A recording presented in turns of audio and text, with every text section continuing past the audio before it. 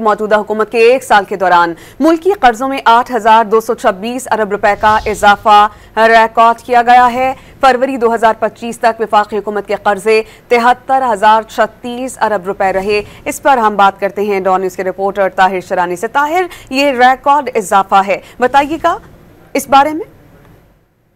जो वफाकी हुकूमत के कर्जे हैं फरवरी 2025 तक मुल्क की तारीख की नई बुलंद तरीन सतह 73,036 अरब रुपए तक पहुंच चुके हैं और मौजूदा हुकूमत के इब्तिदाई एक साल यानी मार्च 2024 से लेकर फरवरी 2025 के दौरान वफाकी हुकूमत के कर्जों में 8,226 अरब रुपए का इजाफा हुआ है।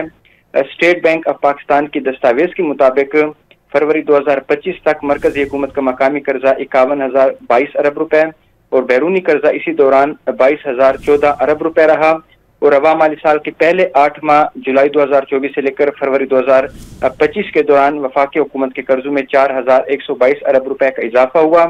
फरवरी 2024 तक वफाकी हुकूमत के कर्जे 64,840 अरब रुपए थे और जून 2024 तक मरकजी हुकूमत के कर्जों का हुजम 68,914 अरब रुपए था।